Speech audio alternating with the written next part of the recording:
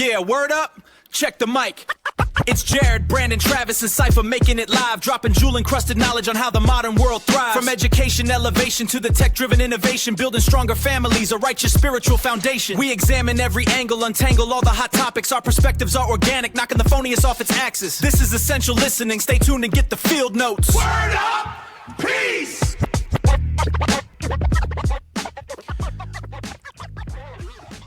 Welcome to Field Notes, where we talk about faith, family, tech, business, and all the things between. My name's Jarad. I'm joined by Brandon and Travis. This week, we're going to talk about the spectrum and how the world has changed from grandparents to grandkids. Before this, like a little behind the scenes, Travis, we've all agreed to do backwards hats today. So, Travis, please, can you turn around your hat and can you explain to me why you did not want to train? Can you explain to the audience why you did not want to turn around your hat? I just think I look dumb. But no, that was not the reason you gave. For the follicularly challenged folks like me. Wait, where's my bell? Follicularly. Yeah. Is that a real word?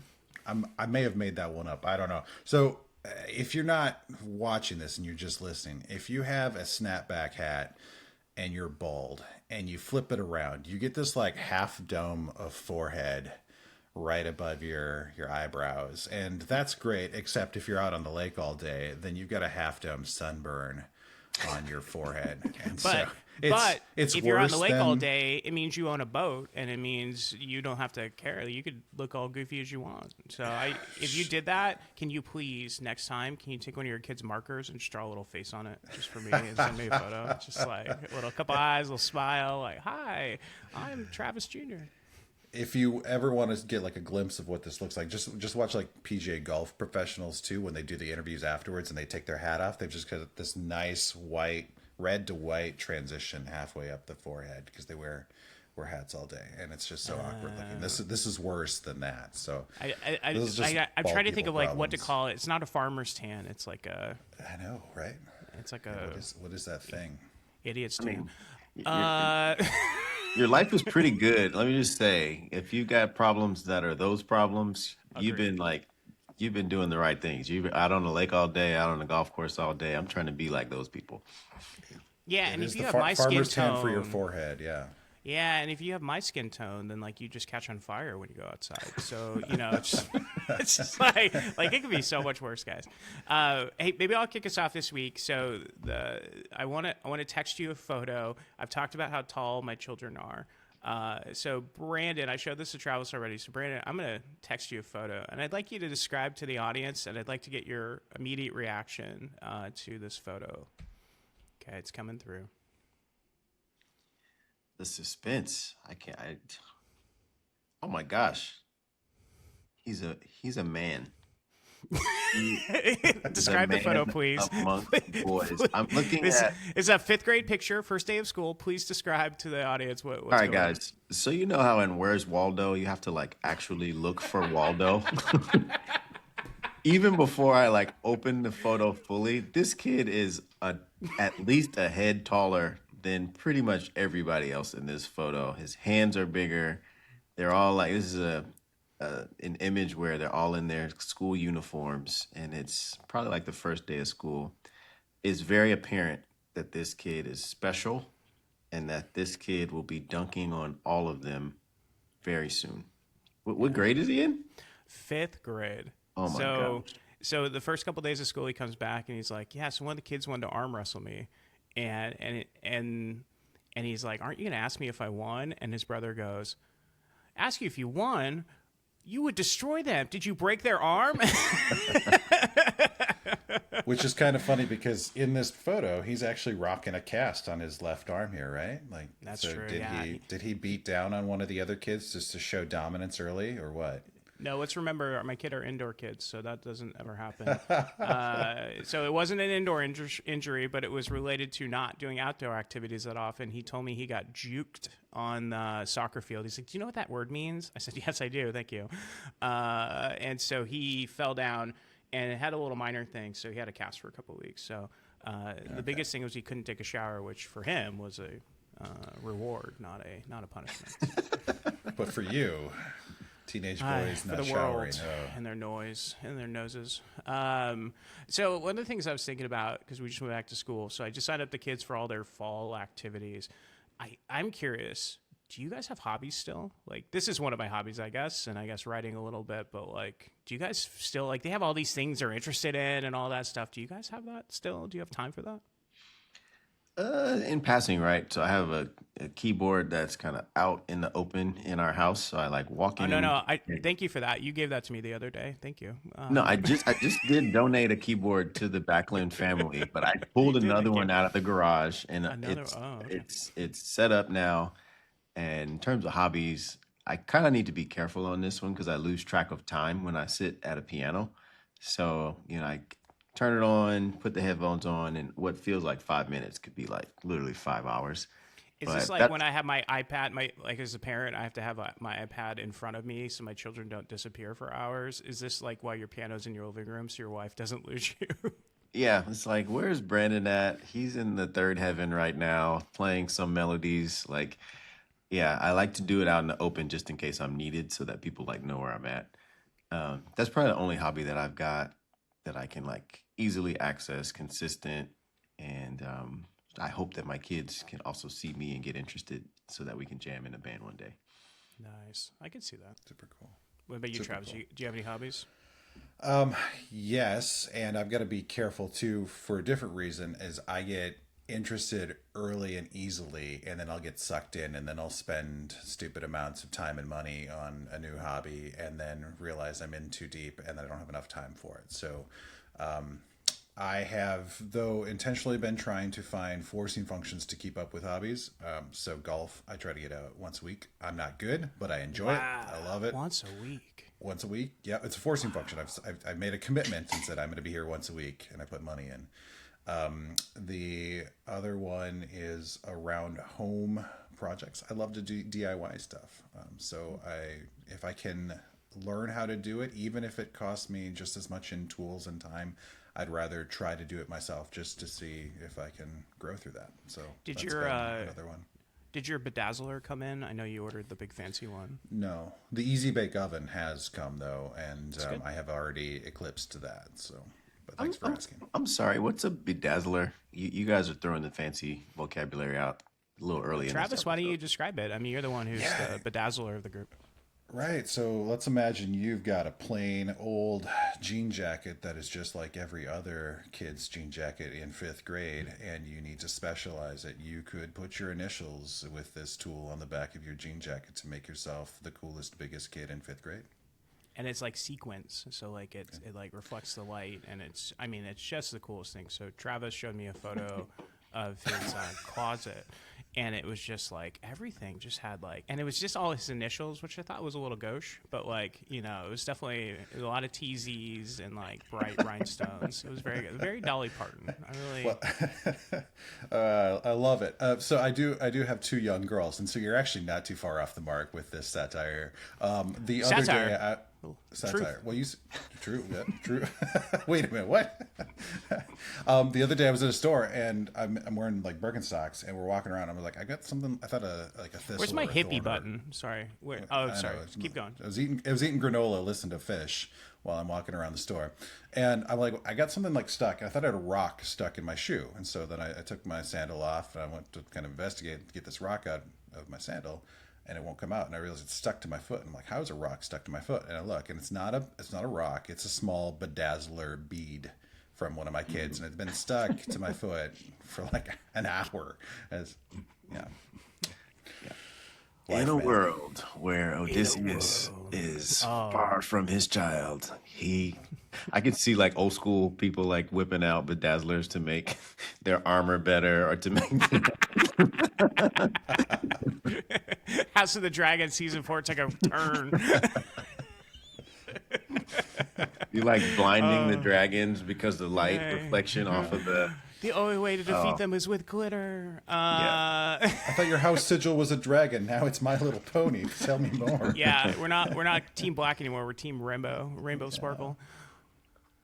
Is that Travis, a real pony though? Wait a minute. That's a real pony, isn't it? No, I don't. Are you a brony? No, Rainbow Oh my Dash. God. Rainbow Dash is a real pony. You're close. One Twilight. You've time- combined two different ponies, Twilight Sparkle and Rainbow Dash. Gosh, into I'm one. losing interest So- already. just I wanna was make sure once you know. in a grocery store where the bagger said to me, "I'm a brony," and I swear, like wispy mustache and all, just like it was the weirdest conversation. And he kept talking to me, and I just thought, "You misunderstand me in so many ways. Stop talking to me. Bag my groceries." Because I'm really kind. Okay, I gotta stop talking. Let's talk to you, Brandon. How's your week been? Very good. First, let's start with the backwards hat. I love doing things like this. It makes me feel younger than I actually am, which We're is also why 25. I mean, how much younger can you get? I shave the grays off, keep them down, so I can feel like I'm in my 20s. I got to play some golf actually last week.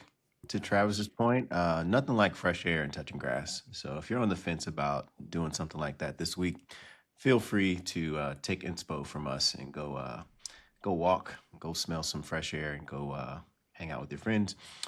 I would say the rest of my week, work-wise, has also been pretty cool as we're getting back into school. A lot of the programs that I've been working on to try to scale AI literacy and help people do stuff more effectively and productively is getting off to a good start. So, yeah, the sun is shining on me, man. I feel blessed over here. That's awesome. Travis, man, how you been? Yeah, I'm glad we're talking about the spectrum of ages today and grandparents. We had a death in the family.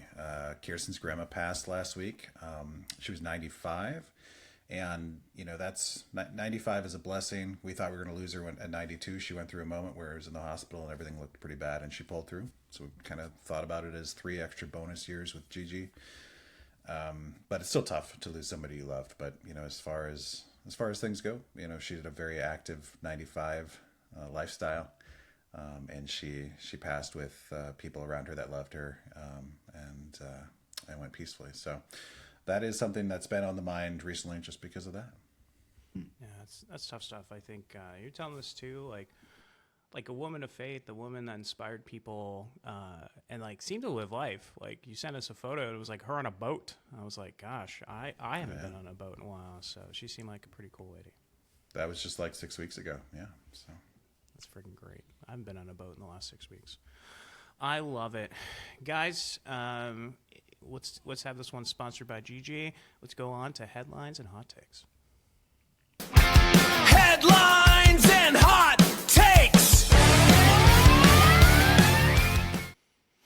I want to do something a little bit differently this week in terms of how it's structured. So I want to talk about kind of 3 macroeconomic trends. First, I do want to call out, I did remember that I had my second B+ from MBA, and it was macroeconomics, which shocked me, I'll be honest. I thought I do have like a degree in economics, but besides that dumb Rittenberg class curtain crap, this is my other B+.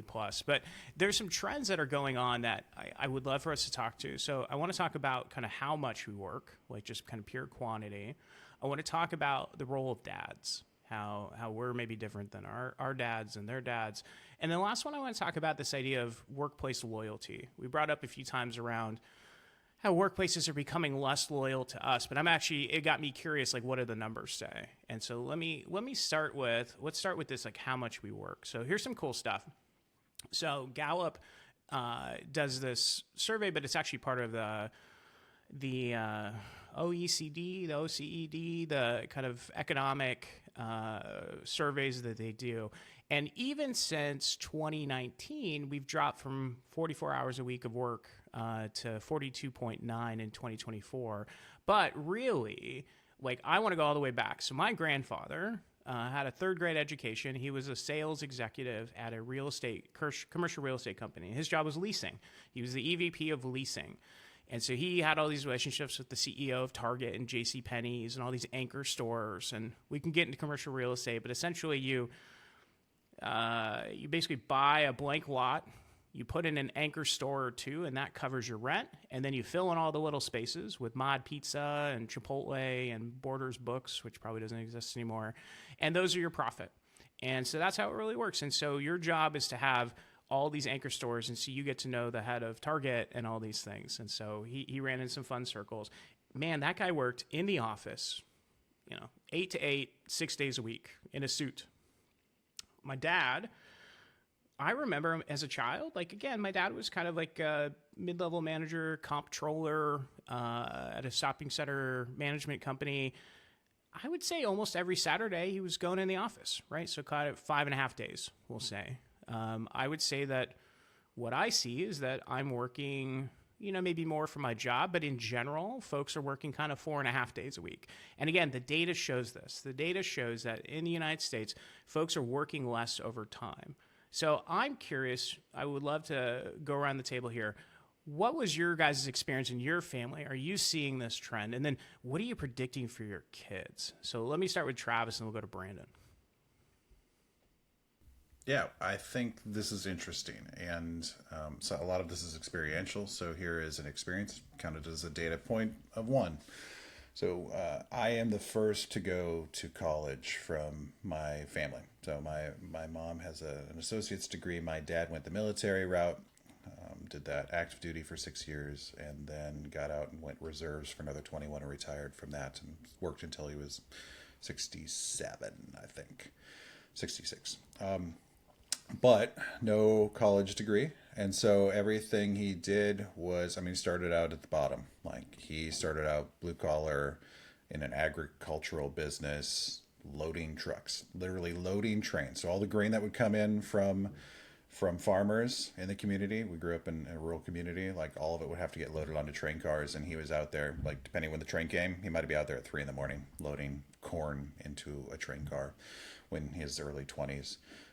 Very blue collar, very sweat of your brow. And at the same time, he decided how living on a farm was good for the kids from an experiential purpose. So we also had a 100-acre farm that we had to take care of.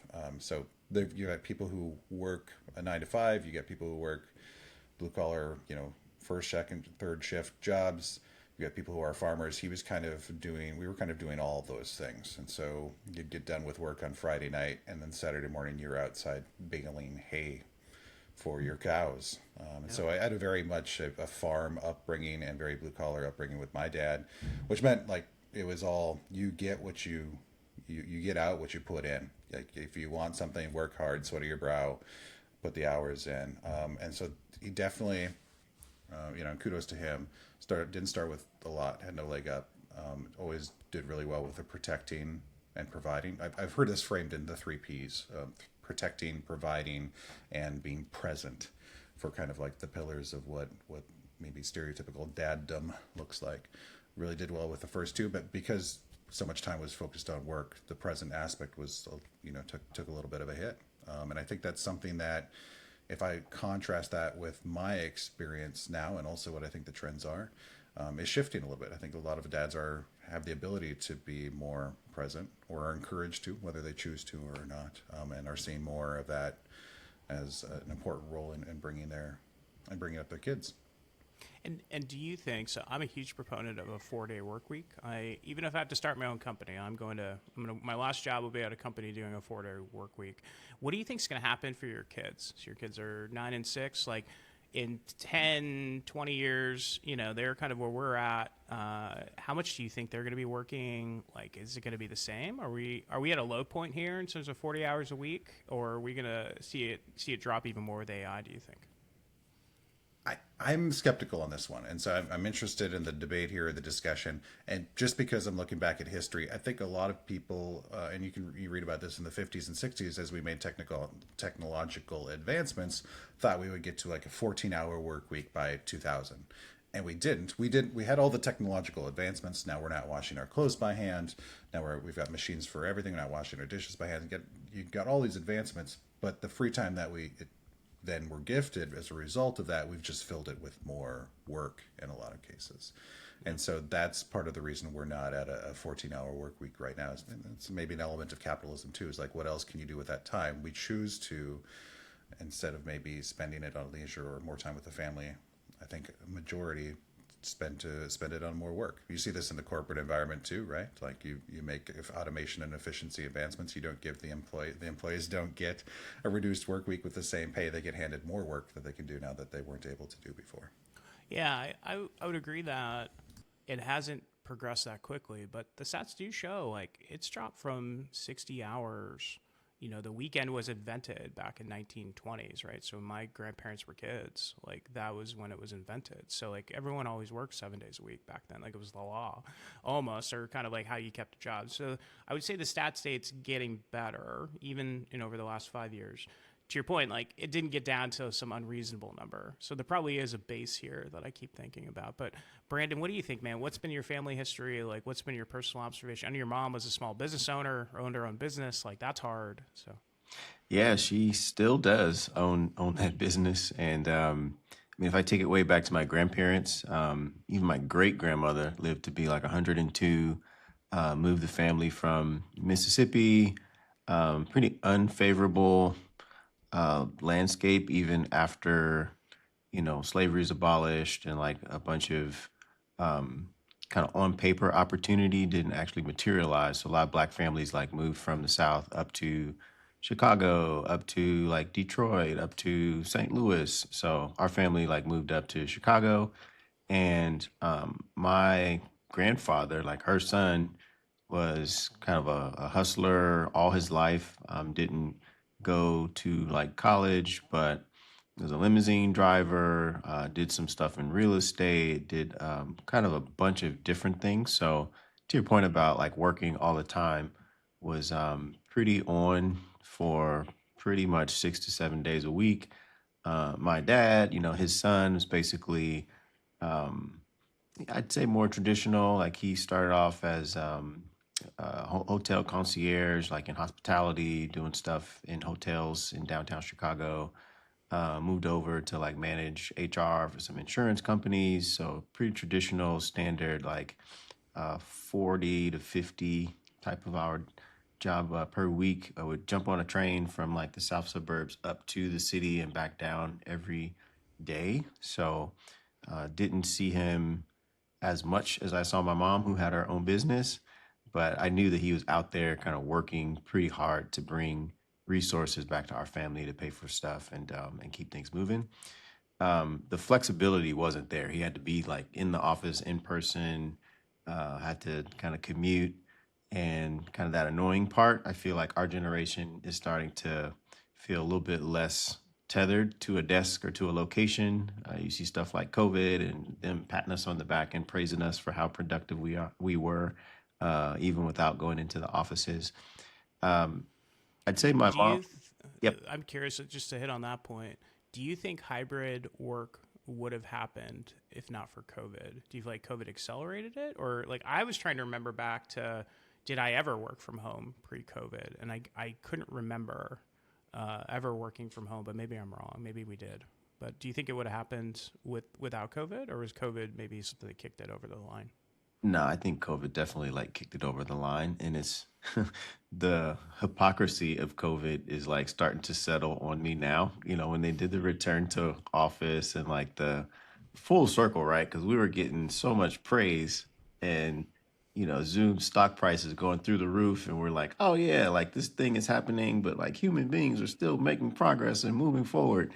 So I feel like we've gone from that and being patted on the back for being super productive during that time to like, all right, guys, if you're not logging in, swiping your badge in 3 days a week, then you're going to be potentially on the chopping block, and we're going to maybe put you in the layoff tranche of jobs that are going to be shed in this next quarter and this quarter after that if you're the right tech company. So it seems like the story, just tell me something different. Like you can't say the same thing on two sides of it. But Yeah, yeah. it's very interesting. It's that's probably a longer conversation, but I mean, one of the things I think that makes US exceptional is our creativity and the way that we have built that out. I've seen just in how our systems and schools are designed is around spending time together.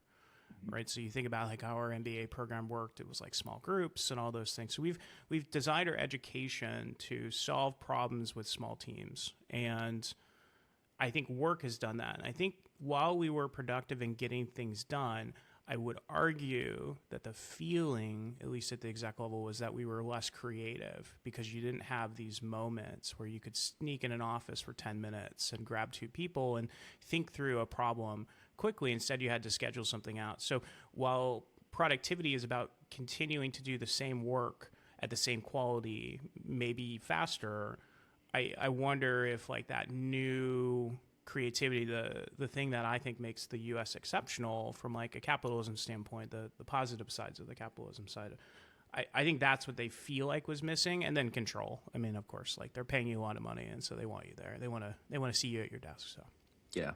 So to continue the story, right? I personally started working when I was like 13 years old, only because my chore money was insufficient. Come on, guys. I need these Jordans. They cost $100. I cannot be making $5 a week because it's going to take too long to save up all that money. So you gotta I look fly, started, man. You gotta look fly. yeah. You need your starter jacket. You need your Jordans. Yeah, the pullovers and Team up, man? Reebok pumps here. Reebok pumps. Oh heck yeah! Or no, remember the BK pumps? Knights. Is that a thing? Wait, why is my brain saying BK Knights? Were those a shoe that I could pump up or something? LA Gears, anyone? Yeah, there you go. Beavis and Butthead T-shirts. Because my parents weren't going to buy those for me. I had to buy them and then sneak them on the bus. So. I mean, I feel another nostalgic episode coming on. We've got Jinko jeans to talk about. We've got okay, let me get back to the story. So I started working when I was 13 years old. And those caddy jobs were like 4-hour rounds. You carry a bag. I'd sometimes do 2 loops in a day. So I could be working like 8.5, 9 hours a day all throughout the summertime. So like the ethic to work hard and to put in hours is there.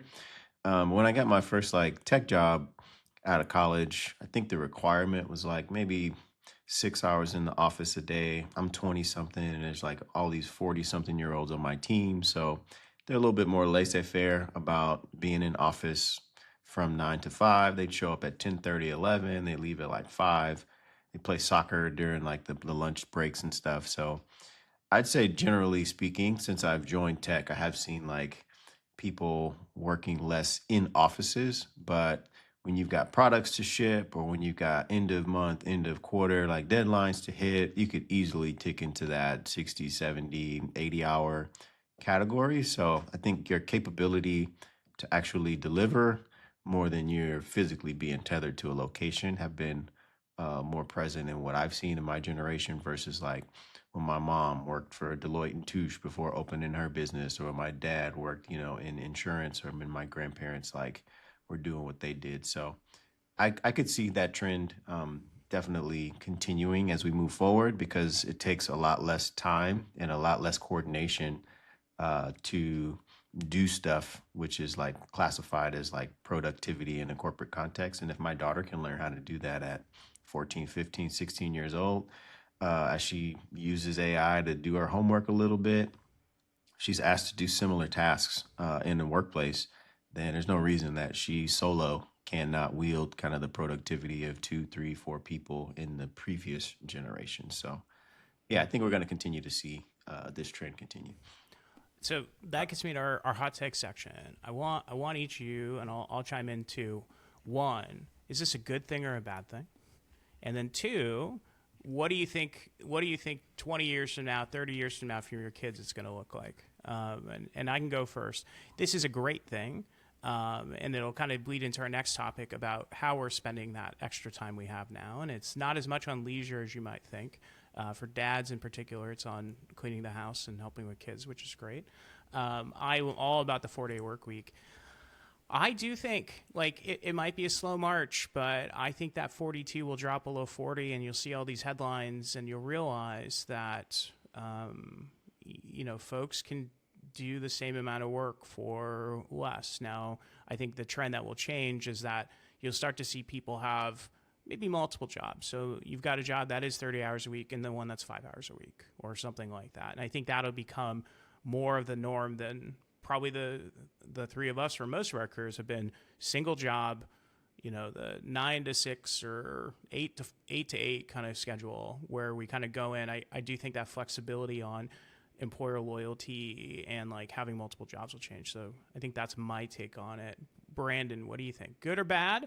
And where's this thing going? I would have to go bad just because I see what human beings, at least in Palo Alto, California, do when they have their stuff done. And it's mostly like Netflix and chill or social media or like things that I just think are a little bit away from what we need to be focused on as a society. And those things to me are like, hey, can we cure diseases? Hey, can we like solve poverty? Hey, can we like make things more equitable for folks that don't have a fair shot? So I think our default as human beings who don't have that structure and don't have that rigor is to like do stuff that's more self-centered. Like social media is mostly self-centered. You know, sitting down on the couch and watching TV is a little bit like, okay, let me rest versus let me go look outward and see how I can like make things better for like the least of these. So I'll take a negative take on that one, and I think it's possible for us to get to the other side that you're talking about it being great, but currently that's kind of where I sit. I get it. I It's might- okay to be wrong. Travis, sorry. I'm sorry. Oh my gosh. man. I couldn't help myself. That's not getting actually what I punchy believe. in here. I was Punchy. just like, so Travis, like, if you can just come down on the right side, that'd be great. But no. I'm going to come down in the middle. I want to give you maybe a regional perspective. Having lived in Silicon Valley and having left it and gone back to the Midwest, I think there's actually a regional aspect to this. China's big on this, what they call the 996 culture. It's invaded Silicon Valley as well. Founder mode is a big thing too, right? These are terms for, I guess if you don't know, 996 is the preferred working hours to get ahead, right? 9 a.m. to 9 p.m. 6 days a week. And so we talk about maybe the trope of a different generation or two generations ahead of us working all the time just to get by and scrape by. There's still a lot of people younger than us, right, who are in Silicon Valley being encouraged to do the 996 thing as the way to get ahead. And I think that's true in that bubble. And so in certain regional aspects, I think there's still a lot of people that are just grinding really, really hard. And they're being encouraged to by their leadership, right? Elon has said, if I have time and I can work 100 hours a week and my competitors are working 50 hours a week, I can get twice as much done. Now there's degradation of returns, and also it's Elon, so discount that as much as you want. But there's some truth to that, I think. And you've got, I was just looking for the article here. It was just last week, 2 weeks ago, that Bosworth who's a CTO of Meta, somebody had asked in a town hall if they could bring Meta days back. And for context, during COVID, Meta was very generous in being able to give some extra mental health and time off days for people to adjust to a new way of working during what was quote unquote a very difficult and unprecedented time. Now that, and the question in their all hands this past week was, now that we've got all these efficiencies that we've grinded so hard to get through AI, can we bring back meta days so we can all just take a breather? And Bosworth said, I get an extra hour. You know what I do with it? I put it into work. He added that employees should ask their parents what they think about seeking time off as a valuable career strategy. And so he basically said, your idea is stupid. You should work more with the extra time that you've got. And so I think in Silicon Valley, there is that bubble. Now, I'm going to contrast that because I'm actually on the Jarad side of things on the 4-day work week. In the Midwest, The right side? in the Midwest, especially in the summer, we live for the summers here because the winters are long and miserable. And so a lot of companies do summertime. So they will give their Summer employees Friday. Summer Fridays. Yeah. Fridays are off. Fridays are half day. Fridays are work from wherever, work from the lake, do what you want. The makers of Basecamp software are famous for going into summer hour mode as well. They're in Chicago. And so there is, I think, a regional aspect to this that is different for people because they have different priorities. In Silicon Valley, it's grind as hard as you can to win and succeed by whatever measure that is, going public, getting the most coinage. Here, it's enjoy the time a little bit because it's fleeting. And the weather is nice, so to take advantage of it, spend time with your family, get outside, touch grass, like Brandon is saying, and reconnect. And some of that could be opportunity too. Like Silicon Valley, there's so much money to be made, to be had. You're surrounded by people who are also wanting to make a lot of material wealth and there's a lot of opportunities. If I were to do that to Minnesota, maybe if I work at Target, but like there are diminishing returns there too. So there's some version of, yeah, we definitely have a bias here. But part of it, I think, is also people see the return, right? Like you see these AI engineers, you read about some of their offers that are deep seven figures, and you're like, wow, okay. I want to transition us to the next kind of version of this. So again, I'm always going to let data guide me. And the first two kind of landed the way they thought they would. We'll talk about the third. It actually was different when I looked at the data. So I looked at a Pew Research poll, and it talked about what's changing in terms of roles between moms and dads. And I certainly feel this. Dads now are spending childcare time since 1965. Dad's time has tripled on spending on childcare, and the amount of housework that dads do has doubled. And I would, just kind of looking at the makeup of the model that I always think about, the one you see on TV, which doesn't make it true, but did prove it out in the numbers, was the dad was the sole breadwinner and the mom was to stay at home, didn't necessarily work or have a career. But even that is becoming much less common. So talk to me about your personal experiences. Maybe we'll start with you, Travis. Like, tell me about, what you saw from your dad. And again, I will throw out, I have no judgment for my grandparents or my dad. Like, it has nothing to do about them being good or bad at this or better or worse dad. But I do think society has changed. I do think expectations have changed. And I do think, I don't know if my dad wanted that and just didn't feel like he could do it, or if it just like the world around him changed. So it's fascinating, again, to think about how the culture around us shapes kind of the choices we make and how pliable we really are. How much control are we really? But, Travis, start with this. Like, what did you see from your grandparents, your dad, like yourself? How do you think about how you spend your time? Yeah, the grandparents on my dad's side never knew. They passed before. So again, limited data points here, but I think there is that trope of, or that image of them staying someplace or doing one thing for a long time, like getting into a groove, whether it's at a company or a certain job, profession, and just sticking with it rather than hopping. On the other grandparent side, they owned a farm, and he farmed all the way through and lived out that classic Americana. Grandpa is on the tractor, grandma is in the kitchen, and raising kids kind of division of labor. And that worked for them. The interesting thing about that is, he farmed until he was probably 70, sold the farm, retired, and then died like 2 years later. So I think that is something that I think about a lot too, is that if you're not careful, you can just end up working your entire life. And this, I don't know, maybe Western or American image of what retirement looks like afterwards, having 25 years of golf and Boca Raton or whatever, tropes you want to throw into retirement there, is not guaranteed. Like he had just a couple of years and got cancer and passed, unfortunately. So that is something that I think about there. I'm with you, Jared, in the sense that I have no ill will against my parents for what they did. I thought they did great with where they started, having the education that they did, working really hard. Maybe it's helpful also to talk about generations. So I'm a child of the 80s. I'm right on the cusp of X and millennial. I'm a zennial, I guess they say. So I grew up without the internet and I adapted to the internet. My parents both worked. And so even though my grandparents had the division of labor, like dad's the breadwinner or grandpa's the breadwinner or grandma isn't, my parents both took part-time jobs or full-time jobs and then worked part-time, raising kids and doing the farm thing as well on the weekends. And so my mom worked for an optometrist as well. And they both felt it was important to try to put the family on secure financial footing as quickly as possible, which meant like staying out of debt, paying off the house, all of that. And so part of that strategy was my mom also working. So that is the childhood I grew up in.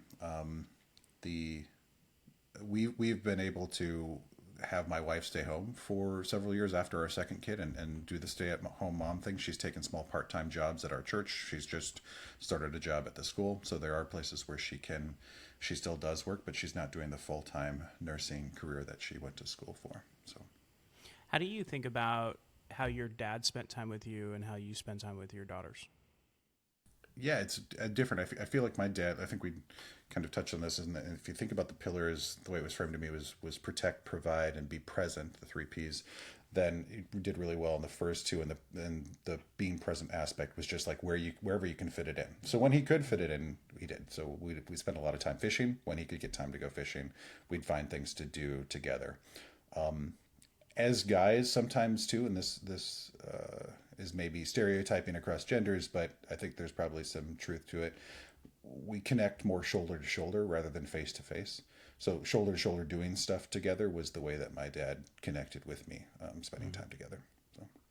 Yeah, I think we can have a long debate, but gender is a real thing, and like there seem to be like real preferences and differences. Oh yeah. Brandon, super curious, like what was it like? What was your relationship? You know, did you know what your dad's relationship with his dad was like? What was your relationship with your dad? How do you think about that? You've got 2 sons and a daughter. Like, how do you think about how you parent them? And maybe a little bit of how do you think your dads will be, you know, your boys will be if they become dads? Like, will they be? How will that shift for them? Yeah, it's really interesting to think about, and definitely the gender like divide is for sure real. I have a easier time like connecting with the boys than I do with my daughter, just because kind of they're interested in different things, and it's hard to be interested or feign interest in something that you're struggling to like find anything to kind of grasp onto. Luckily, Brandon was a bedazzler before his daughters. Hey, man, and so it just was a natural. He got them into it, and he was a brony, so he taught them about Princess Sparkle. I have watched my fair share of My Little Pony as my daughter was growing up. So I'll be honest, I watched it as a kid and an adult. It's great. okay, so now that that's out there, I'd say if I take it back a couple generations, right? My dad and my mom's dads, right? To see how they interacted. My grandfather on my mom's side got me into jazz, like all these records. We'd have these conversations about art. He's very like, very much like not into kind of financial literacy as deeply. And my mom felt that. My mom's the accountant with their own kind of business practice for the last several decades. And I think the lack of financial stability like drove my mom to do kind of what she did, even though like her dad was super cool and like salt of the earth kind of person that you would sit next to at a bar and like talk to for 3, 4, 5 hours at a time. Even as a kid, like he was one of my favorite people to talk to. On my dad's side, dad's dad, he was like the hustler that I talked about with the limousine business and real estate and a bunch of different things always in the fire. A little bit less present because he was always out trying to like make and bring the bread back home to the family. He had 5 boys. My other grandfather had we had 3 boys and 2 girls on the other side. So my mom was one of a couple daughters in a blended type of family. How that translated as it comes down to me is that my dad spent pretty direct time with me throughout my childhood. We would have like these dates with our dad. So my sisters and then me would have like one dedicated hour where we could pick the restaurant that we wanted to go to. I would a lot of times go to the baseball card shop to go buy basketball cards or baseball cards. He would pretend to be interested in whatever his kids were interested in, and that was just like good quality time that we would spend together in the limited amount of like spare time that he had. So I try to take that and use that with my own kids to try to give them like dedicated time. I learned more about Pokemons and VMAX cards and like all these charge up booster like Yu-Gi-Oh! You know what? I'm too old to read Yu-Gi-Oh cards. The writing is too small. Like it's too small. So I just make up the rules for Yu-Gi-Oh cards when we play Yu-Gi-Oh. I'm just tell like, this myself- card does this. I actually learned statistics and math so well on the back of baseball cards because you've got to like do okay, if he went to the plate 507 times and he got this many hits, then I could like calculate his RBI. I can calculate like so many different stats on the back of baseball cards. So I like to tell myself that this fantasy Pokemon world and some of the numbers that they're seeing on these cards is actually going to lead to them being like astute and better at math and like sciences. Maybe I'm like living a pipe dream right now by thinking this, but that's what I'm telling myself to continue throwing money and All time that at. ice cream I ate too, I think it made me smarter because I had to think about how ice. No, is that not equivalent? Okay, sorry. I don't know. I think you make a good point. I mean, there's a deck building strategy element to a lot of these games, right? There's how to win graciously, how to lose graciously. There's some competition. They're connecting with other kids too. I mean, and that's a good thing too, to get out, be social, and engage in some way too. So whether it's Magic, whether it's Pokemon, Yu-Gi-Oh, whatever your baseball cards, whatever your flavor is. God, you guys are nerds. Let's. So Okay, I'm a let nerd. me close out my story. So like in terms of like the what I do at home now and the traditional roles, right? My wife is currently a teacher. I work a tech job at a startup, and though I like had chores and had to learn how to do all of this stuff that could be classified as like a woman's work back in the like 40s or 50s or 60s, I actually prefer to pay for my time back. So I would rather like get the house cleaned or use the dishwasher or like not do manual labor like that anymore, just because I'd rather kind of take a breather and rest than like roll my sleeves up and get wet and dirty if I don't have to. So all of my kids know how to do a lot of the things that is required, but I'll actually leave it up to them whether they want to outsource that and do other things with their time. But I think everybody should learn how to do it. And these days, I try to model it for them, but I myself personally am doing less and less of the of the household chores and like the duties that I grew up kind of loathing and getting that $5 a week for that I referenced earlier. Oh, yeah, $5 per week back then, man. That's pretty good money. It has completely changed, and I live in a multi-generational household. So my dad lives with us. We've got three generations, and my their grandma on their mom's side was their primary caregiver when they were little. So one of the things that's also changed that we haven't brought out is, we didn't talk about what our parents did with us after school while they were still at work. And the answer is they just left us at home. Like, there's a little bit more pressure now to like, my kid's got to be in an activity or like can't be alone. Man, I was just, here you go, kid. Do your homework, watch TV, don't eat too much snacks. Like, peace out. I'll be home at 6. We can't really do that today. My grandfather on my dad's side, he was an executive who traveled the world, and that was expected of him. And it wasn't that he wasn't around, but he was like this mythical presence, right? It's not that he didn't hang out with his sons. He did, but to your point, shoulder to shoulder, right? They would play golf, or they would, be working on the house or out on his boat or something like that.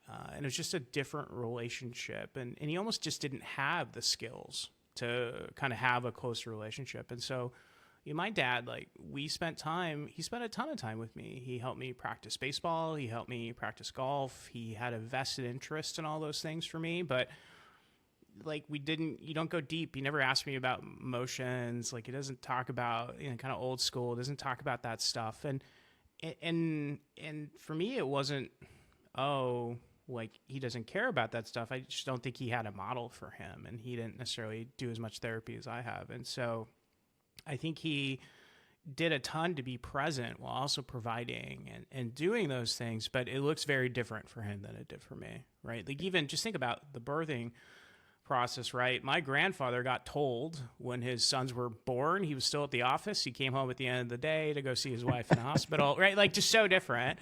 I My had a dad kid today. Oh yeah, totally. He's like, oh yeah, I had a kid last. I'll see him. child I'll today. see him next Wednesday. I'm on a business trip or whatever. Whereas my dad wasn't in the room either, right? You just weren't in the room. Whereas I was in the room, right? A part of the experience. I'm sure my kid will deliver his kid or something like that. It'll just go too far. I think for me and my kids, the whole 3 times more makes a ton of sense to me. I probably overemphasize on the present versus say the protect and provide. I think I focus on say provide and present more so than I worry about the protect versus I do think maybe that spectrum left to right, the generation started at the protect and the provide, and then maybe got to the present. I probably start with the present, then go to provide, then go to protect. I think that certainly from like a division of duties, to your point, Brandon, I also pay for some of that stuff to get outsourced, but I also know how to do all of it. My boys do dishes and laundry, and they sweep the floor, and they take care of the cats. Like, this isn't a gender thing. This is just like, you guys need responsibility. I think as I think about where they're going to go, I kind of hope the trend continues. Like, I don't know exactly what that looks like, but I would say we ended up being pretty traditional. Stephanie was home for most of their childhood and kind of worked part-time. And that was a purposeful choice the two of us made. If she had a very much more flexible career than I did. Like, I couldn't take a couple of years off and still be at the same spot, where she could, right? She's a nurse, and so had a little more flexibility there. But I do hope that continues, or at least stays the same. Like, I hope it doesn't go backwards, which I could see. And certainly I know more and more kind of, stay-at-home dads where the wife is the one who's got the super successful career, and the husband's maybe working too, but he's not the forefront. Like, they're really building on her career. And so I enjoy seeing that. Like, I was raised by a strong woman. So I think that definitely the role of dad has changed. And I think for me, like, I'll start the hot take here. I think much better. And I think, but still room to go.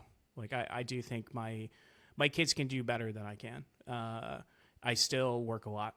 And I still think of myself as primarily like a provider a lot of times. And I wish I was more present. So that's my hot take. Maybe B, you go next, and Travis, and then I'll go to our last topic. No, I mean, I had one thought as you're talking about these generations. One thing that my dad was super intentional about with us is telling us out loud that he loved us. And he mentioned that his dad, like, to the point about maybe there was love there, but like his dad, like, literally for first 40 something years of his life, like, literally never said I love you, like, once, because I think it was kind of culturally, like, weird maybe in his mind, or like a little bit I'm 44. I'm trying to think if I could remember the last time. So, and again, doesn't mean I don't think my dad loves me, but you're right. It's just not in his skill set, right? Yeah, so it's I bring that up to just mention like how important it is to, I guess, have courage to kind of buck up against some of the cultural norms, because it actually was very meaningful for me to hear that. And as you're developing your identity, to like know that your mom or dad loves you, helps kind of shape your decisions and like all of your outlook and stuff like that. So maybe my hot take is like, feel free to kind of break down barriers, do things for the first time, challenge the status quo or whatever the culture is like telling you is appropriate today and in the future of your own parenting, because it for sure made a difference in my life. And I know and I hope that these kinds of things will make a difference in my kids' life too, because I tell them I love them all the time. I don't have any weirdness about saying things that I think should be said in the workplace, in the community, or in my actual household. Sometimes I get a little flack and grief for it from my wife, but gotta say the things that need to be said sometimes. Brandon, if I could ask, because Jarad, you've got two boys, I got two girls. You're the only one here in this conversation at the moment who has a mix. Do you think is it different? Is it easier to tell your daughter that you love her as opposed to your son? I'm kind of curious. Weirdly, no, because I feel like this whole like women are from Mars, men are from Venus, or vice versa. Like, it's hard for me to understand my wife and my daughter, whereas it's easier for me to understand kind of the boys, because I'm like, oh, that's what I was doing when I was your age.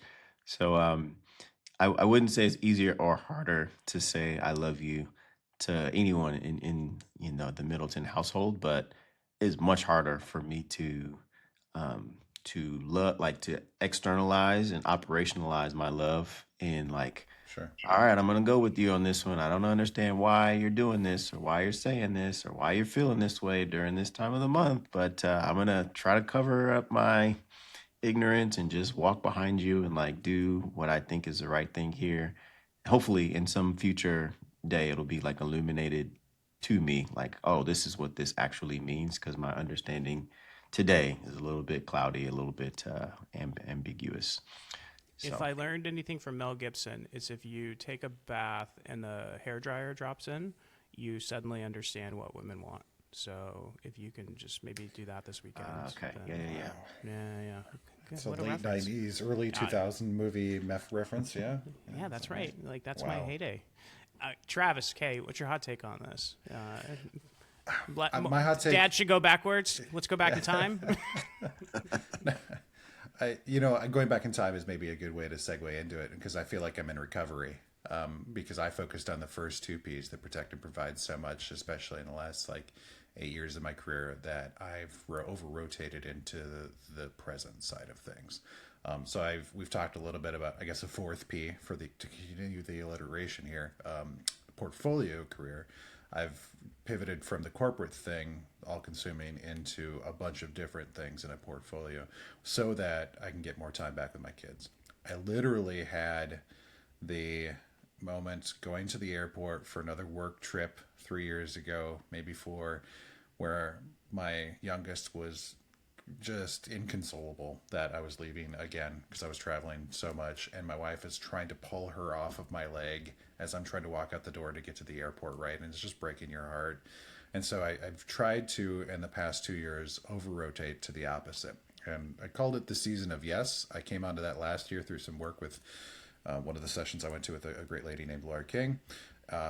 And she, as we were working through this kind of session, aligning yourself, your time to purpose and goals, I just christened it the season of yes. So if my daughter comes upstairs and said, we need you to come downstairs and be the dragon because we've set up a castle, I don't care what email I'm in, I'll stop the email. I'm going downstairs to be a dragon for the next 20 minutes. And whatever it is, because somebody else wiser than me said, at this age, especially, kids spell love Time.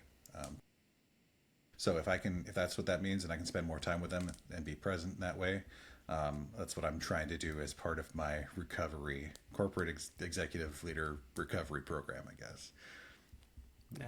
Now I'm just flashing back to my new pattern, which I don't love, is that I push it to the weekend. I'm like, hey, I just don't have time to help you do this, and so that's a good challenge. I need to do that better. One practice that we've also instituted too, if I can just throw it in here really quick, is I try every night at bedtime to tell them 4 things. I love them, I'm proud of them, I think they're terrific, and I'm glad they're part of our family.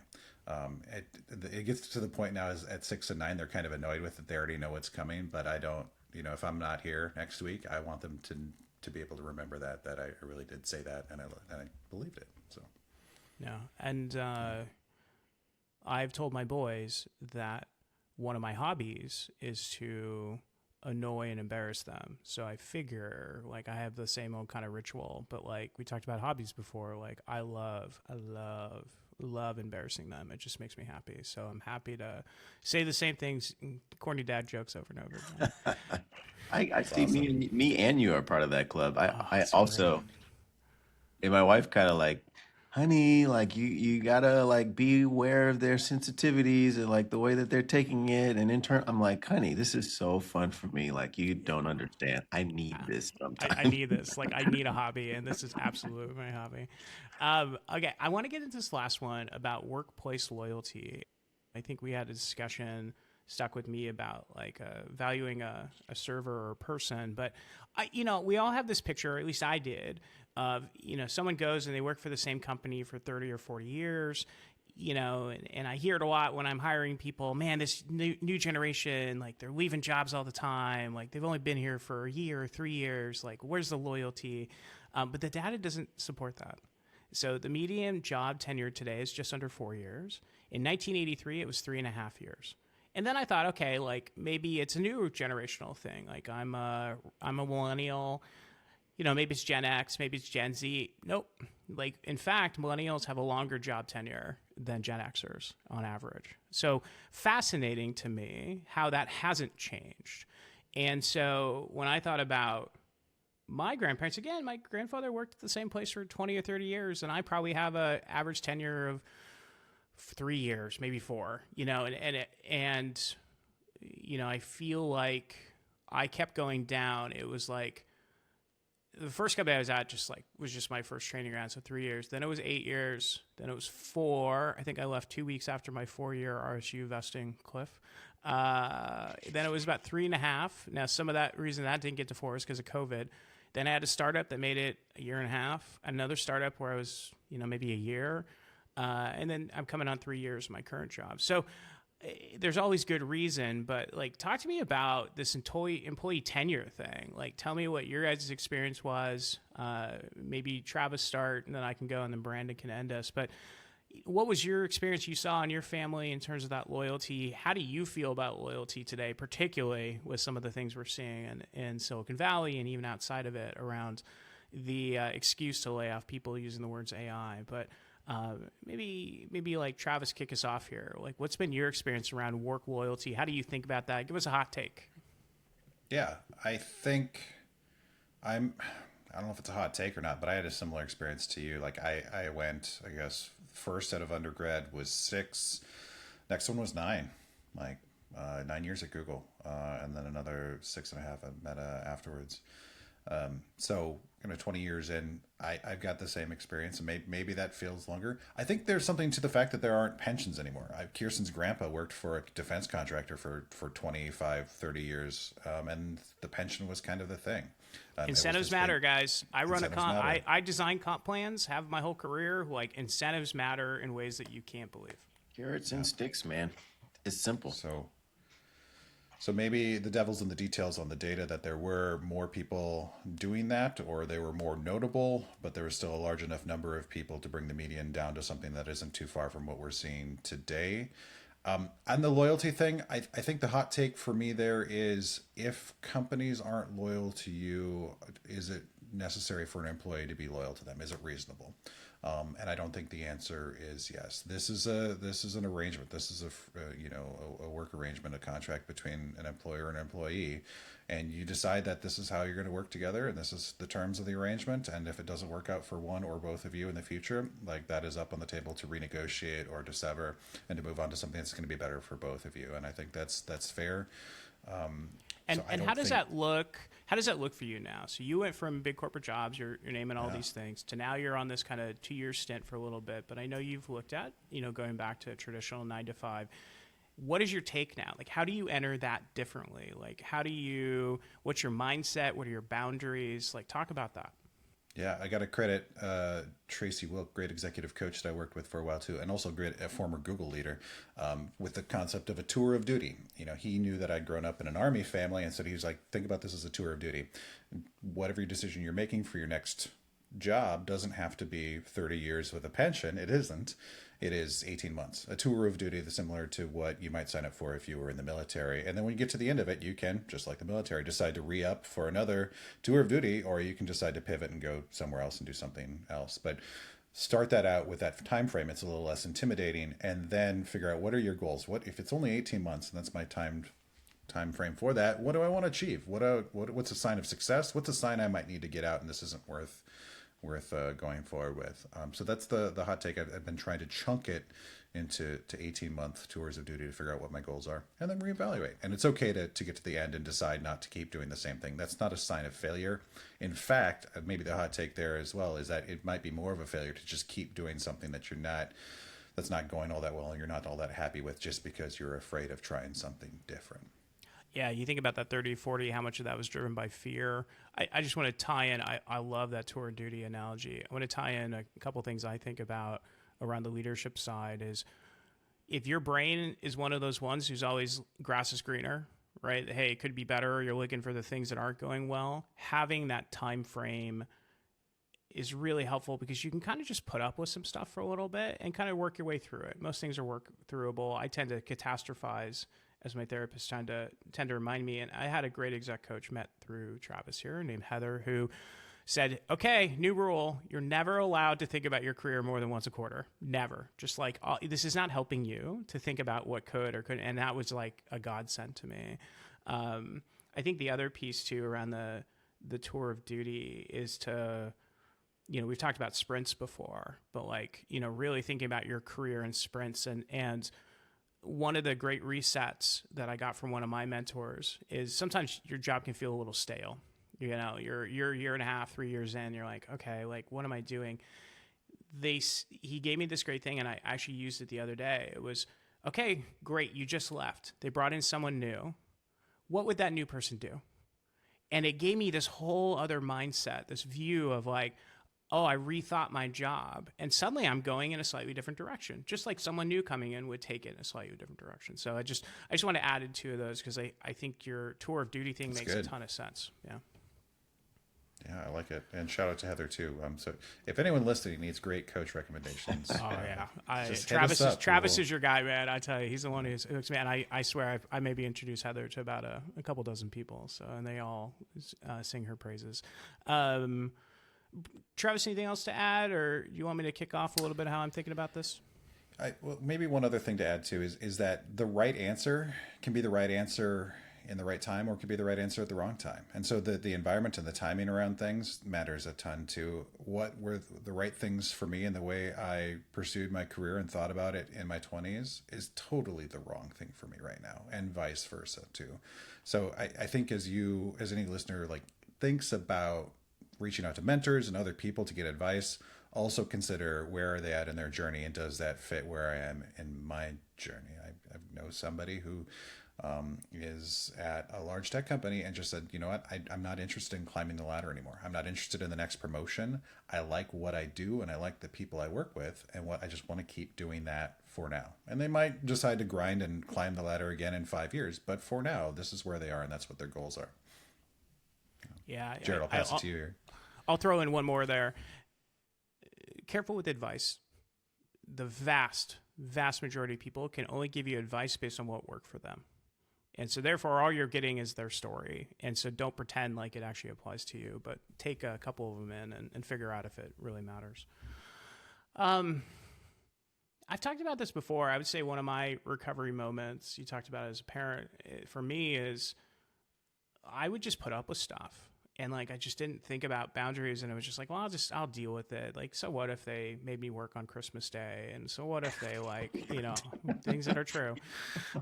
So what if they call me 11 o'clock every Friday, and therefore it changes up, my date night always gets interrupted. And if I don't pick up, I get 100 phone calls. Like, oh, okay. Like, and you're just like, I'll just keep putting up with this. Right.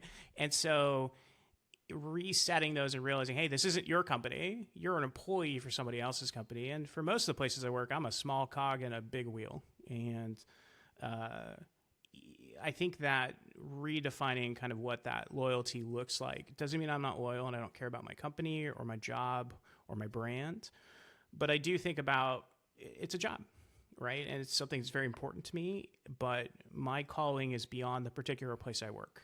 And being purposeful, and Brandon, I think, is a great example for me of it doesn't just stop at the workplace. Like your time, treasured talents, how God's gifted you needs to extend to all parts of your life. So I think less now about tenure in a job, though I do think about, hey, I'm biased. When I see your resume and you've been at a different place every 2 years, like someone was telling me the other day, they're like, oh, I've been at 6 public companies and 6 startups, and I was doing the math on how old they were, and I was like, oh, like, what's the matter with you? Right. Like, just like, I was like, do you end up hitting a wall and disagreeing with people and they ask you to leave? Like, I'm sitting here being super judgmental. And so I do think a little bit about that, but at the end of the day, I do think over time, my hot take on all of this is that loyalty is going to go further and further away. Like, hopefully the American workforce will jump back and value its employees again. But I think we're seeing a slide back now, which often happens. A couple steps forward, a couple steps back. And so I think that for our kids, this sense of loyalty, and I do think we see it in this latest generation, like it just won't exist at all. Like they will just like you do like what some of our bosses probably did to us. I've been pulled into an office and yelled at and told how stupid I was more times than I can count. I can never imagine doing that for one of my younger employees, and nor would they put up with it. They might punch me or, on the worst case. Social media. Yeah. So Oh, yeah. bad. That's it. Yeah. There you go. Yeah. I'm going to become a meme. So yeah. It brings up maybe a good point too. If we think about this as some sort of contractual arrangement, right? It just feels very transactional, and that's probably right in a lot of ways, and there are boundaries to that. is it also a little soulless? I mean, wouldn't it be great to have a small company where you know, love, and respect the co-founders, and they know, love, and respect your time and talent too? And if they're in a pickle and they call you on Thanksgiving Day right after you finish dinner, because I've had that happen too, to work on a deck for some reason, would you be okay with that because you know, love, and respect them, and they know that they wouldn't do this unless it was a real issue, right? Because I think part of the problem, because if it's that type of arrangement, I'm actually in. I'm fully in. If we both know and trust and respect each other, then cool. I'm in 100%. But if I know that you don't and you're using me, then it becomes more transactional, and I'm gonna put up some tougher boundaries. And I'd hope that my kids could find something that just aligns with their skill set, their talents, where they could just go deep and almost forget how hard they're working because they love it so much and know how much of a difference it's making in the world for good, hopefully. I'll throw in real quick, and then I want you to go off for a while. But I have a boss like that now where I feel that way. I had a boss a long time ago who I felt like I was working because they finally had time to work. I feel like my boss is really good at like he's going to call me on a weekend, and when he does, like, you know what? Like, it's probably legit and I should probably pick up or something like that. So you're right. Like, there is that personal aspect. And for all the managers and leaders and future leaders out there, like, something to be said about how you treat the folks that work with for you. But Brandon, take us home on this topic, man. Like, did this surprise you about the loyalty piece? Obviously, you talked about your mom owning her business for a long time, so there's some loyalty there. But what's that, and where are we going? Like, what is this going to look like for your kids? No, I love this topic, and I think it's a kind of a microcosm of just like capitalism and kind of how capital and labor kind of play off of each other. And I feel like, as you all are talking, I'm getting like the visualization of like just a waiter at a restaurant providing like good service to the tables that they're in charge of. I don't have any like personal affinity for the waiter when I walk in, but like we develop like a great rapport with each other. I can like tell whether they're doing a good job and they're like really attentive or like whether they're not. And at the end of the night, right, there's okay, my baseline of 20%, is it going up to 30 because it's great? Is it um where am I? And it's a known kind of arrangement as I'm walking into the restaurant, like this is what the relationship is going to be. And as I walk out, I wish that person well, and you kind of walk away from it. And maybe you come back to that restaurant, maybe you don't. I feel like loyalty has some of those same dynamics in like the corporate workspace where um, sometimes I feel like people are under some illusion and they're like these cult dynamics where it's a little bit more um, community. If people start talking about your job is your family and like you relocate so that you're disconnected from your previous village of people and folks that supported you. So it could feel a lot of different ways. And in the Bay Area, like a lot of people come here and are starting over. So you could get like different vibes from different people. There's all these different ethnicities and cultures. So I'd say the loyalty, like the way that I see it going, is more in your camp, JB, where it's going to continue to like get fractionalized and fragmented. And I think that there could be, where there was a Fortune 500, I think there's going to be like a AI 25,000, all these like small businesses or people who got their own LLCs or small 3, 5, 10 person companies and are able to wield the technology in order to literally do good work, but only do it with like people that they respect or people that they like working with. And maybe the cachet of like some of the fancy brands over the last several decades is going to start to fade. I'm starting to see some of that already. When you talk to people who've worked at these big fancy companies of the last decade or 2 decades ago, it's not as cool to be there as it was in the heyday. And when you look at the treatment of the employees and like some of the stories that come out, it's like, oh yeah, clearly capitalism is king, and like they care a little bit less than maybe they said they did in the past because they're getting pressed on earnings or they're getting pressed in like the investments that they're making, so that the trade-off between servers and people and the AI age is starting to get really real. So I think we'll continue to see the trend of kind of loyalty to any particular company or job like going down over time, but hopefully we see some unlocking of entrepreneurship and like some fun ideas around being able to work kind of more towards your purpose and more towards the community that you wish you had maybe when you first got to that new city and it took you so long to find, or that like that new normal that's a lot better than your corporate normal from like 2 decades ago. So yeah, that's what I'm hoping for. I like it. You're right. The Bay Area is so transient. Like I was looking back at a photo from my 35th birthday, and I think there were 9 different couples there, and then us, we were the 10th, and 8 of them are gone now. Like I met them all in the Bay Area, and they're all moved away, right? Like, and it's a transient spot.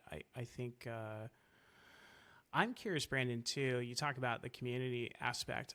I've had a lot of my Black friends move to the Bay Area and be like, hey, like, I don't necessarily see community here. And so they were like, hey, I want to go back to New York. Or I had an intern who turned down a job for me because she came and she crushed it at Google. And she's just like, I just didn't meet anyone in my community. And so she ended up taking a job in New York for that reason. She just wanted to do that. So any part of that plays into it too. Like, how do you see this? You know, if community used to come from work and you'd meet folks that, you know, you want to hang out with, right? Or we met in our MBA class. Like, how do you see that evolving as well?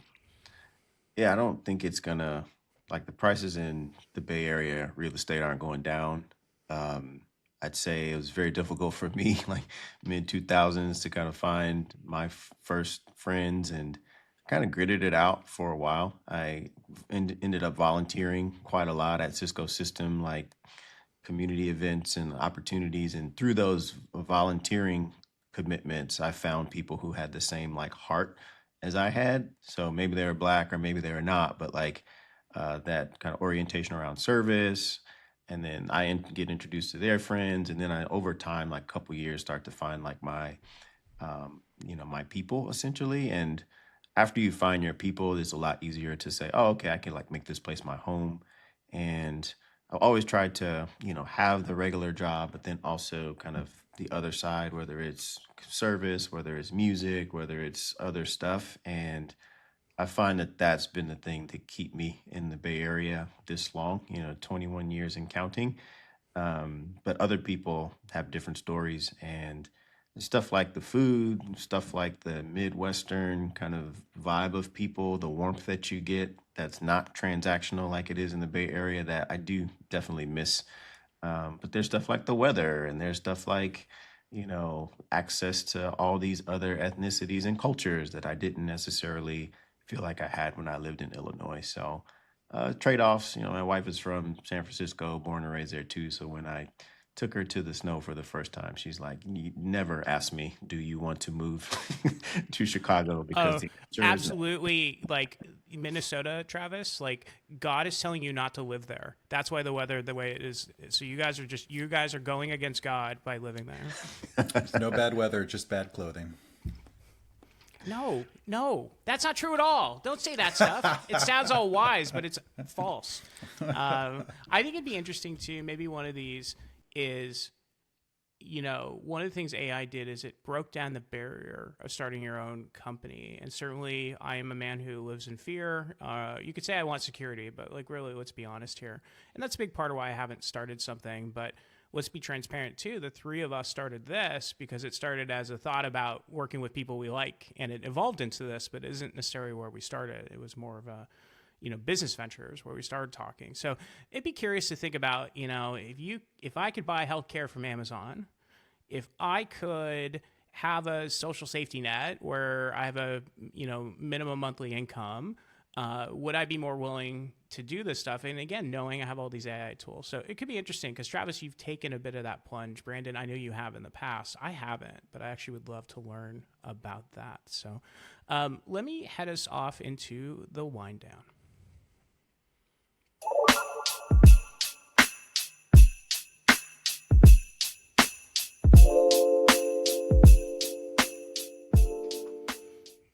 I know I sound just like Barry White. I want to be like dulcet tones. And yes, I know I don't sound anything like Barry White.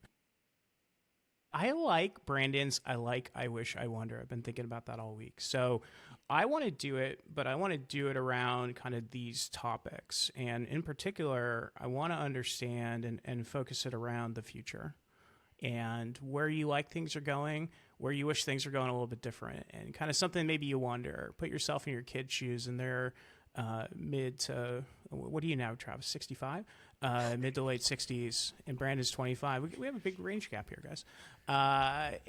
And from that perspective. So let me kick us off, and then I'll kick it off to one of you guys. So I like someone once. I was taking a econometrics class, and I had a group, and there was these two guys, and they were just hilarious. Like, I wish we had like actually become friends, but they were like best friends, and they'd known each other like their whole lives. And one was like staunchly conservative, and one was staunchly liberal, but they'd known each other their whole lives, and they just kind of like ended up that way. And so we were studying macroeconomics and econometrics. And I remember this moment where the conservative guy was like going off on something, and his friend just goes, "It's okay." And he's like, "Why aren't you more mad?" And he's like, "Well, over time, think about it. Don't things just become more progressive?" I'm not saying there's not like step backs, and like, our country right now is going through one of those moments, I would argue, where you're going backwards on some of these things. But over time, the general macroeconomic, back to how I think about general trends for kind of work hours are decreasing. They are. We can't argue with it. We might live in a microcosm of 996 in the tech world, but in general, work hours are decreasing, leisure hours increasing, and those are being spent on family, not just entertainment, though social media is part of it.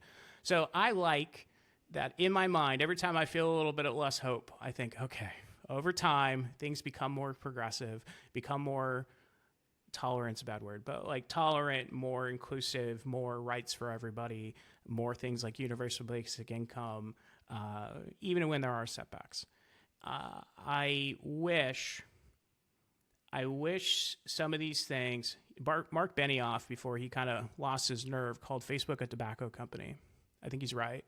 I wish things in our beliefs about social media and how we need to police it, and having mandatory age gates, and everyone knows how much I think we should have, when you're in your early 70s, you shouldn't be in Congress anymore. Sorry, Mitch McConnell, but like, again, I'm not convinced you're alive, but still, like, you're not helping us.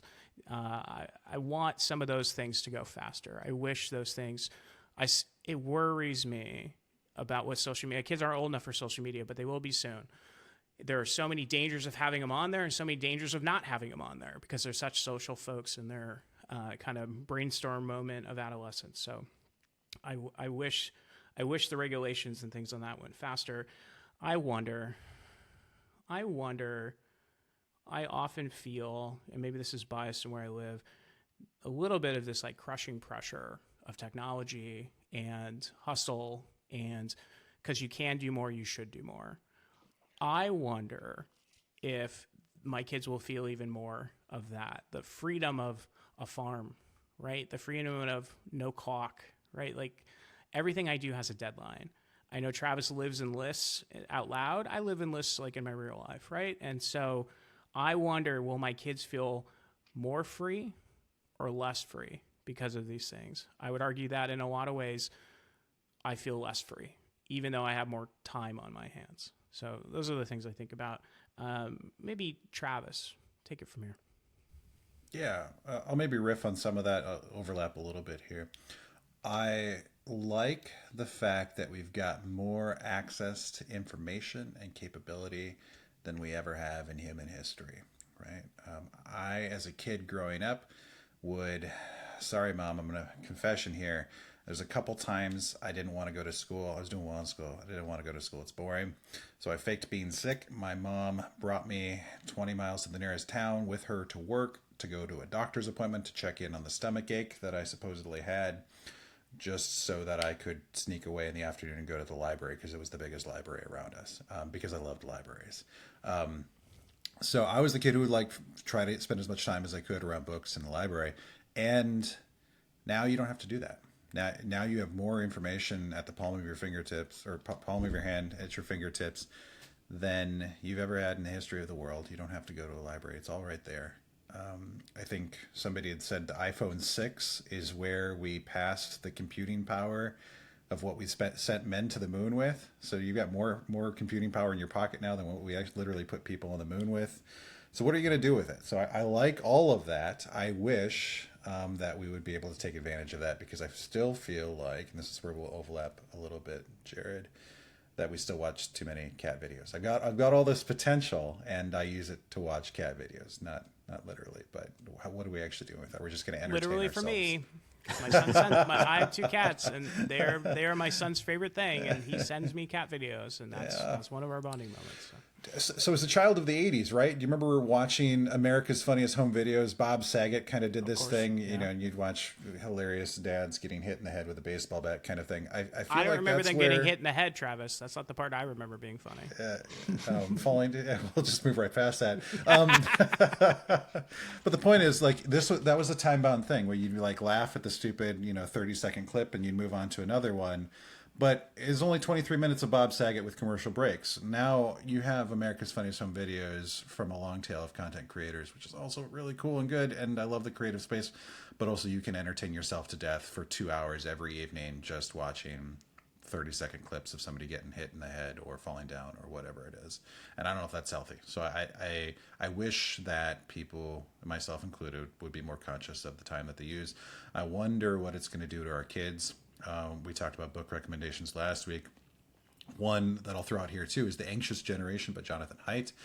So if you've got concerns about what your kids are consuming and how it's rewiring their brains, the impact of social media, the impact of technology, not overall, but just at too young of an age while they're still forming and norming, read that book. Eye-opening, and it's really changed the way I've looked at things. So I do wonder what's going to happen.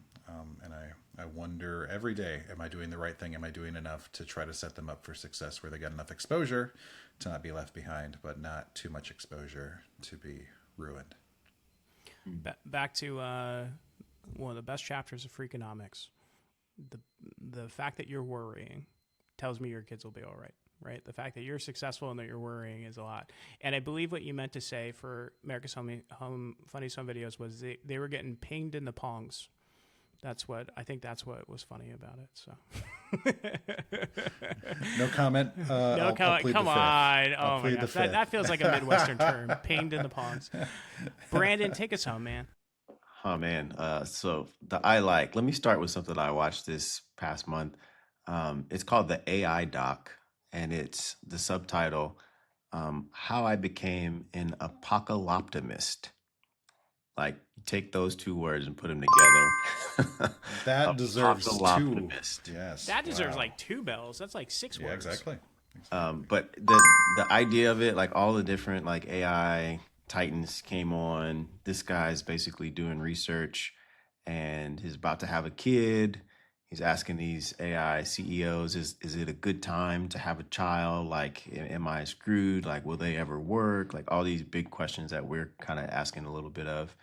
And you get a different kind of range of answers. And I really like the dialogue that this particular documentary was opening up. And the participation, of a lot of the CEOs that sometimes are a little closed and they're not giving interviews and saying anything. He got a lot of diversity in terms of the spectrum. So for folks that have yet to check that one out, it's called the AI Doc, and in the subtitle, or How I Became an Apocalyptimist. I'd say the I wonder part, or let's go to I wish. To your points earlier, I do think the big questions that humanity should be focused on solving. How do we stop fighting less? Like, let's put war behind us. Let's put equality and giving people access to equal resources and equal opportunity at the forefront. How do we center education and there's more important things for us to put our energy and time towards than what I think we actually put our energy and time towards. So I'd love to, I'm wishing for us to do better there. We threw out a lot of P's on this podcast when we talk about parenting and pivoting and all these things. I got 5 P's that I actually had in the back of my mind Pinged in the pongs. Sorry, just Ping and Pong were not part of it. It was proper preparation prevents poor performance.